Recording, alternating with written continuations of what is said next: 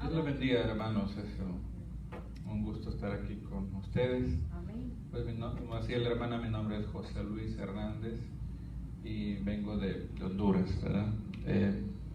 Si la tierra donde vivimos, hermanos, no produce buenos frutos, todos tenemos el derecho, ¿verdad?, a emigrar a esa tierra que sí produce buenos frutos. Amén. Y para cientos de emigrantes, la tierra prometida que soñamos tener en nuestro propio país, la buscamos o la encontramos en los Estados Unidos, pero las consecuencias para cientos de emigrantes son lamentables. Tristemente, solo en Honduras habemos más de 700 personas registradas, mutiladas por un tren en su intento por llegar a este país. También la misma cifra en Guatemala, en El Salvador, Nicaragua, que en Centroamérica son los países más afectados por esta realidad. En Honduras, en los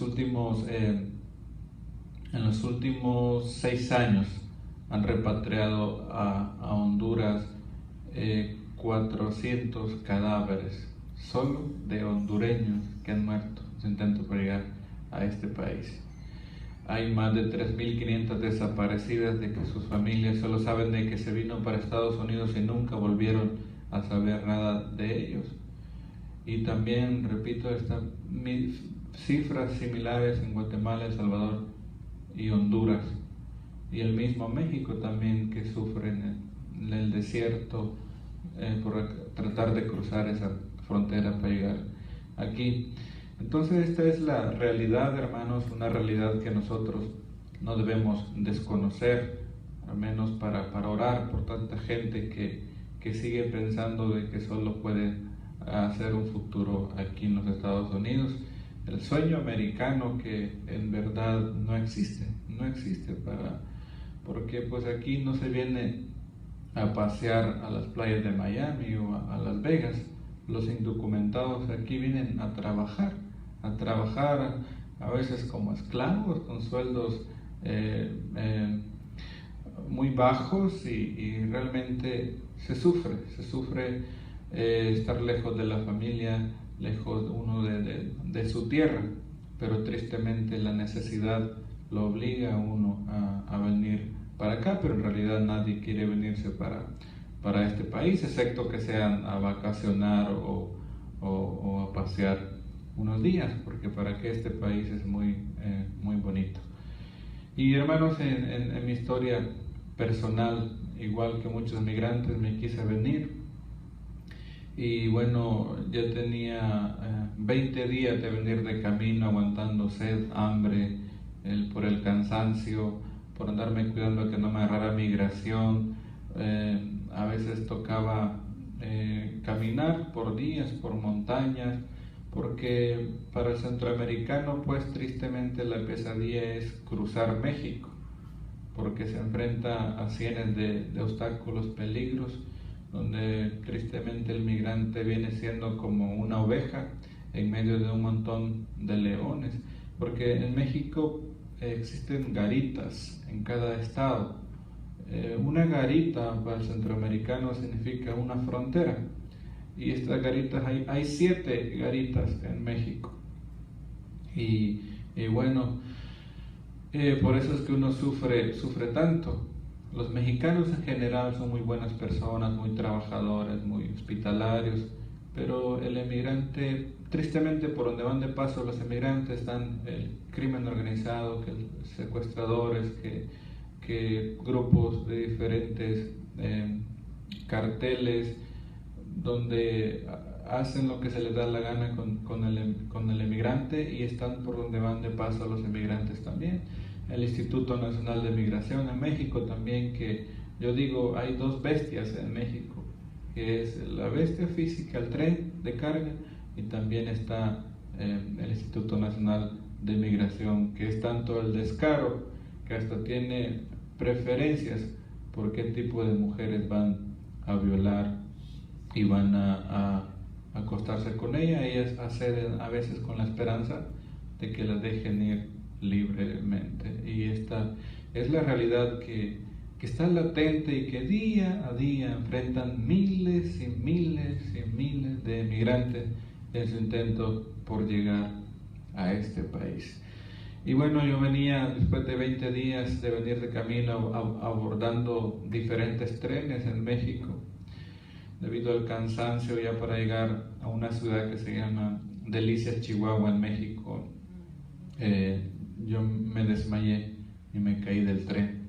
Yo venía, andaban acoplado a los vagones del tren y de repente quedé en oscuras y me caí. En lo que me caí, el tren mutiló mi pierna derecha, mutiló mi brazo, parte de mi otra mano.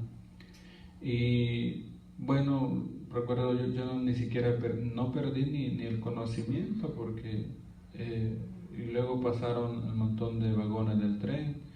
Recuerdo de que yo me quería parar y correr a buscar auxilio porque mi mente o mi subconsciente no aceptaba la idea de que había perdido mi pierna o mi brazo, y lo que pude hacer fue sentarme nada más y quería gritar, pedir auxilio, pero bueno, con un poco de suerte me caí entrando a una ciudad, porque hay cientos de inmigrantes que se caen en partes desiertas y no hay poblado, no los atienden a tiempo y se desangran y vienen a formar parte de la gran lista de desaparecidos que existen. Solo en Centroamérica existen 70,000 emigrantes desaparecidos, en México y aquí en el desierto. Y son familias que siguen llorando a su familiar, siguen con la esperanza de encontrar a su familiar desaparecido, pero la triste realidad que pues ya no existen ni los huesos en ese desierto, en ese camino, o están en fosas comunes en México. Y esta es la realidad, la triste realidad de la migración. Entonces, hermanos, cuando pasó el tren, de casualidad, y alguien estaba esperando que pasara el tren y se dio cuenta que yo me había caído y corrió a auxiliarme. Y este alguien no era cualquier persona, sino que era un paramédico de la Cruz Roja Internacional de ahí de Delicias, Chihuahua. Mi accidente fue en el 2006. En aquel entonces no habían ni teléfonos, o sea, pocos teléfonos. De aquí, celulares, de aquí que él dijera, alguien dijera buscar un teléfono para llamar a una ambulancia, pues yo me hubiera desangrado, porque el cuerpo humano tenemos 3 principales arterias, el tren me cortó 2 a mí. El caso que los seres humanos tenemos 12 o 16 de hemoglobina, yo nada más tenía 2. Y esta persona corrió a auxiliarme y él andaba un radio, un walkie-talkie como le conocen, de los que usan ellos. Pues se llamó a la central que mandaran una ambulancia por mí, y como a los 4 minutos llegó una ambulancia por mí y me llevaron al hospital. Y yo digo, bueno, este fue un ángel que Dios puso ahí pues para que yo no perdiera la vida. Y me llevaron al hospital y hasta los mismos doctores decían, ¿qué será lo que tiene que hacer este muchacho en este planeta Tierra? Porque ¿cómo es posible que está vivo después de lo que le pasó? Mi pierna deshecha por allá, mi brazo deshecho, golpes en mi cara, en todo mi cuerpo. Y eso decían ellos, ¿qué será lo que tiene que hacer? Yo escuchaba eso cuando me iban metiendo al quirófano. Y saben, hermanos, de que ahorita que estoy aquí con ustedes, yo me acuerdo, me estaba acordando de eso. Yo pienso que Dios me dejó vivo con este propósito, para que yo ahora pues testifique que Dios es real y que Dios o que el cielo y el infierno no es un cuento de hadas, o que la Biblia existe porque alguien lo tenía que hacer y escribió un libro, sino que Dios es real. Y esta vida pues es la preparación donde, como dice un escritor, donde hacemos las maletas y nosotros decidimos a dónde queremos ir. Pero Dios realmente es real. Entonces, hermanos, a veces yo sé que aquí su pastora les da unas enseñanzas hermosas. He escuchado ya 3 mensajes de ella y predica muy bonito. Pero a veces, hermanos, Dios nos habla, pero saliendo de esta puerta ya se nos olvida ese sermón, o ese mensaje, o esa palabra que Dios ha hablado a nuestros corazones. Y en esta ocasión Dios quiso traerles a José Luis. Dios dijo, bueno, voy a dejar vivo a este muchacho, o voy a llevarles a José Luis, tal vez a José Luis sin sus piernas, sin sus brazos, tal vez por medio de él quieren escuchar mi voz. Amén. Porque hoy en día el ser humano ha endurecido tanto su corazón que no quiere nada de Dios, o no quiere someterse o servir a Dios, aportar para la iglesia del cuerpo de Cristo. Y no económicamente, sino hablando de Dios, trayendo gente para la iglesia y compartir esa salvación que tiene Dios para nosotros, el plan de salvación que tiene Dios para nosotros. Y muchas veces no queremos, se nos olvida todo. Pero saben, hermanos, que en vez ustedes no se pongan tristes porque Dios me trajo aquí hoy. Y eso quiere decir que en vez de usted ponerse triste, más bien siéntase contento con Dios, porque eso quiere decir que Dios lo ama tanto a usted, que pone todos los medios para hablarle a su vida, a su corazón. Así que entonces, hermanos, me llevaron al hospital. El caso que yo estuve 2 años internado en 3 diferentes hospitales en México. Estuve en Delicias, Chihuahua, estuve en Juárez y estuve en el Distrito Federal de México.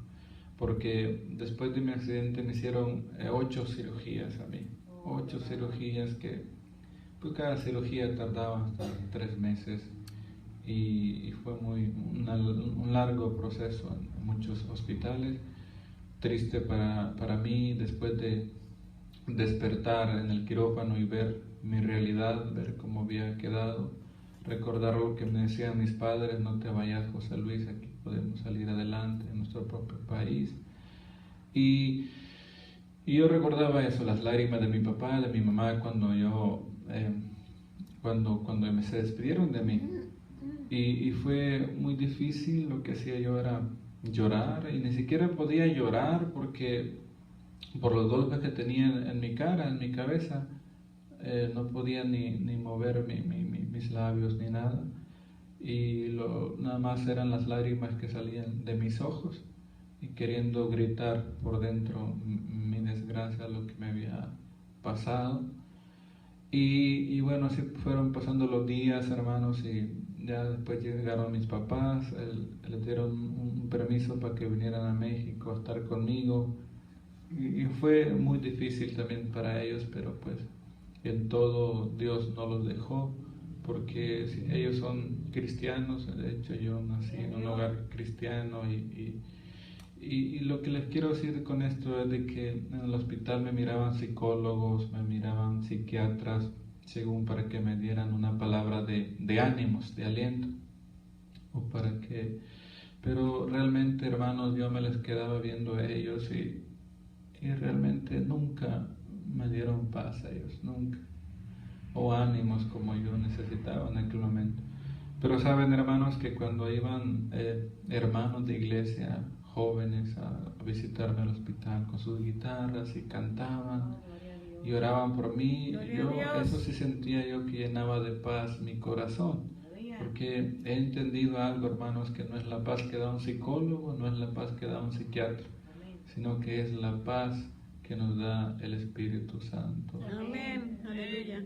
Él es quien nos da esa verdadera paz que nosotros necesitamos. Y yo digo, pues Él es el psicólogo de psicólogos, y que nosotros podemos acudir sin costo alguno cuando nosotros necesitamos de esa paz.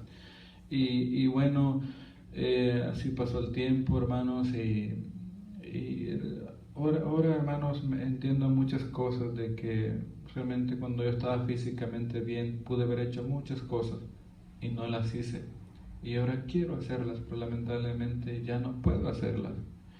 Yo realmente, cuando estaba físicamente bien, yo digo, yo era millonario, y no por tener cuentas en un banco, sino por el simple hecho de tener mis 2 manos buenas, mis 2 pies buenos. Con el simple hecho de eso lo hace millonario a uno. Así que, hermanos, yo le animo a que valore lo que tiene, porque realmente no sabe lo que yo daría por tener siquiera una mano buena. Yo desde que tenía 6 años era músico, yo tocaba guitarra, y lo difícil que fue regresar a mi país, otra vez ver la guitarra con la que yo tocaba, ver el campo de fútbol donde yo jugaba, todo eso. Pero le digo muchas cosas que pude haber hecho. Yo recuerdo que a veces me invitaban de grupos, de iglesias, que fuera a acompañarles yo con mi guitarra. Y no, yo prefería irme a jugar fútbol que tocar la guitarra o a servir a Dios con mi guitarra. Y lo que daría hoy por volver a tocar mi guitarra. Entonces, hermanos, hay que usar lo que tenemos para Dios. Yo realmente me lloraba mucho, lloraba como niño y quería hasta buscar culpables a veces por mi situación. Pero alguien me dijo una vez: José Luis, ya no llores por lo que perdiste, sino lucha con lo que todavía tienes. Así es. Y yo dije: es verdad, porque aunque yo llore como llore, no me va a crecer mi brazo, no me va a crecer mi pierna. No queda más que luchar con lo que todavía tengo y usar lo que todavía tengo. ¿Y qué es lo que tengo? Mi voz. Y es lo que yo trato de usar. Y mucha gente, pues, hermanos, sigue llorando por problemas que pasaron desde hace años, por circunstancias de la vida, a veces problemas hasta con nuestra propia familia, hermanos de nuestra propia iglesia. Seguimos llorando, problemas de 15 a 10 años. Y, hermanos, hay cosas que ya no podemos retroceder el tiempo atrás. Y no queda más que perdonarse, hay que perdonar y salir adelante y usar lo que todavía nos queda o lo que tenemos. Entonces, así debe de ser, es lo que yo hice y hago, usar lo que todavía tengo para Dios. Yo no volví a tocar la guitarra, pero pues ahora canto y alabo a Dios pues con lo que tengo. Pero sí, hoy es mi vida diferente, mi forma de pensar, y sí digo muchas cosas que pude haber hecho y no las hice. Entonces, hermanos, a veces yo pongo un ejemplo de que, por ejemplo, yo sé cómo abotonarme un zapato o una camisa, o amarrarme unas agujetas de un zapato o un cinturón, una faja, ¿no? Un cinturón. Yo sé cómo hacerlo, pero pues tristemente no puedo hacerlo. Y necesito la ayuda de mi mamá o de alguien, un amigo, alguien que me ayude a hacerlo. Y sabe, hermanos, que así es Dios. Dios sabe cómo ir y predicar. Dios sabe cómo ir a visitar a un hospital. Dios sabe cómo ir a visitar a un preso. Dios sabe cómo perdonar. Dios sabe cómo tener misericordia de los demás. Dios sabe cómo hacerlo. Pero Dios no puede hacerlo.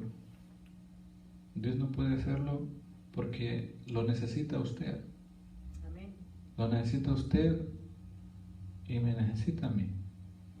Dios necesita su voz. Dios necesita sus manos. Dios necesita sus pies para ir y llevar esperanza y buenas nuevas a tanta necesidad que hay hoy en día de Jesucristo. Entonces, hermanos, Dios, piense y medite en eso. Dios lo necesita a usted y a mí, porque Dios sabe cómo hacerlo, les repito, pero no puede hacerlo porque lo necesita usted. Amén. A veces estamos esperando ver ángeles, y sí puede ser, sí existe, es real, pero a veces nosotros mismos podemos hacer ángeles para mucha gente que tiene necesidad. Entonces hay otra cosa también, que yo he aprendido a valorar mi familia, mi mamá, mi papá, mis hermanos. Y a veces, hermanos, nos venimos a este país y nos olvidamos hasta de nuestra propia familia. Aquí con los emigrantes en este país es bien difícil porque los hondureños en especial, aquí son buenos para todos los fines de semana un six-pack de cerveza. Y a veces su mamá allá en Honduras aguantando hambre y ellos dándose la vida acá. Se olvidan de las metas que traían cuando decidieron arriesgar su vida a pegar a este país. Entonces vale la pena valorar la familia. Le digo esto porque quien está conmigo hoy en día es mi mamá, mi papá, mis hermanos, mis amigos que decían ser mi amigo, pues ya no están conmigo. El amor de nuestros padres para nosotros como hijos es tan especial que a veces mi mamá dice si hubiera un hospital donde le pudieran poner un brazo o una mano a José Luis, yo con todo gusto dejo que me arranque mi brazo para que se lo pongan a él. Igual digo yo, y no lo dice de dientes para afuera, lo dice de todo corazón, y yo sé que sí lo haría. Entonces amemos también a Dios mucho sobre todas las cosas, pero amemos también a nuestros padres, a nuestras familias. Y este es mi testimonio, y le animo pues a que ame, se enamore cada día más de Dios, porque si realmente Dios es real. Dios es real. Y yo creo que hasta aquí voy a compartirles, pero me gozo en estar con todos ustedes, hermanos.